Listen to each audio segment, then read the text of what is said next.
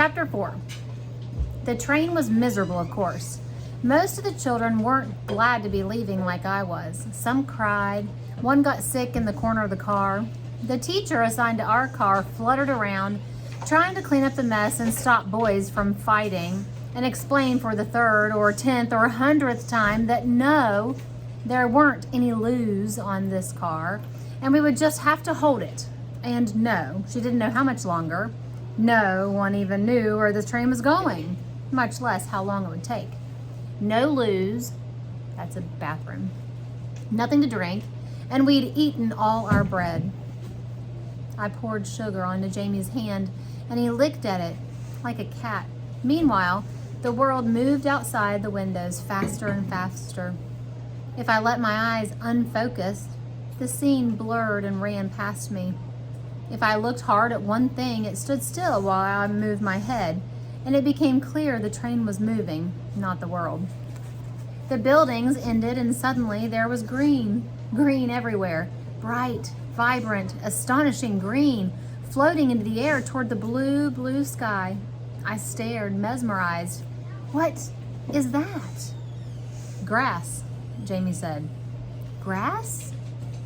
He knew about this green? There wasn't any grass on our lane, nor nothing like it that I'd ever seen. I knew green from clothing or cabbages, not from fields. Jamie nodded. It's on the ground. Spiky stuff, but soft, not prickly. There's grass in the churchyard, round the headstones, and trees like that over there. He pointed out the window. Trees were tall and thin, like stalks of celery, only giant-sized, bursts of green on top. When were you in a churchyard? I asked. What's a churchyard? I might have asked next. There was no end to the things that I didn't know. Jamie shrugged. St. Mary's, playing leapfrog on the tombstones. Rector chased us out. I watched the green until it started to blur. I'd been up half the night making sure we didn't oversleep, and now my eyelids began to settle lower and lower until Jamie whispered, Ada, look. A girl on a pony was racing the train. She was actually on top of the pony, sitting on its back, her legs hanging off of one on each side.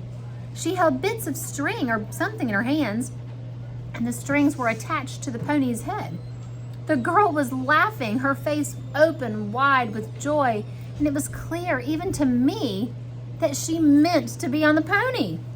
She was directing the pony, telling it what to do, riding the pony. And the pony was running hard. I knew ponies from the lane, but had only seen them pull carts. I hadn't known you could ride them. I hadn't known they could go fast. The girl leaned forward against the pony's flying mane.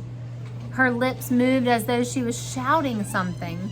Her legs thumped the pony's sides, and the pony surged faster, faster. Brown legs flying, eyes bright. They ran alongside the train as it curved around their field. I saw a stone ahead of them. I gasped. They were going to hit it. They were going to be hurt. Why didn't she stop the pony? They jumped it. They jumped the stone wall and kept running while the train tracks turned away from their field. Suddenly I could feel it. The running, the jump, the smoothness, the flying. I recognized it with my whole body as though it was something I had done 100 times before, something I loved to do. I tapped the window. I'm going to do that, I said. Jamie laughed. Why not? I said to him. You walk pretty good, he said. I didn't tell him that my foot hurt so bad I wasn't sure I'd ever walk again. Yes, I said, I do. Chapter 5. The day got worse. It was bound to. The train stopped and started and stopped again. Hot sun poured through the windows until the air seemed to curdle. Small children cried, bigger ones fought. Finally, we stopped at a quay, but a bossy woman standing there wouldn't let us out. She argued with the head teacher, and then with all the other teachers, and then even with the man running the train.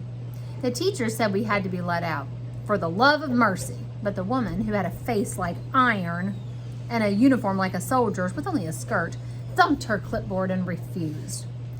I'm to expect 70 mothers with infant children, she said, not 200 school children. It says so here. I don't care in the least what's written in your paper, the head teacher spat back. The teacher supervising our car shook her head and opened the window. Out, all of you, she said to us. Loser in the station. We'll find you something to drink and eat. Out you go. Out we went in a thundering herd. The other teachers followed, opening the doors to their cars. The iron-faced woman scowled and barked orders everyone ignored. It was more noise and rush than I had ever seen. It was much better than fireworks. Jamie helped me off the train. I felt stiff all over, and I had to go, something desperate. Show me how to use the loo, I told him. Sounds funny, but it was my first real loo.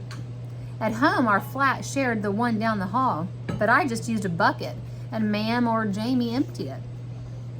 I think I gotta use the boys' one, Jamie said. What do you mean, the boys' one? I said. See? He pointed at 2 doors. Sure enough, all the boys were going through one door, the girls through another. Only now lines snaked out of the doors. Tell me what to do then. You pee in it, then you flush it, he said. What's flush? How do I flush? There's a handle like, and you push it down. I waited my turn, and then I went in and figured it out, even the flushing. There were sinks, and I splashed water onto my hot face.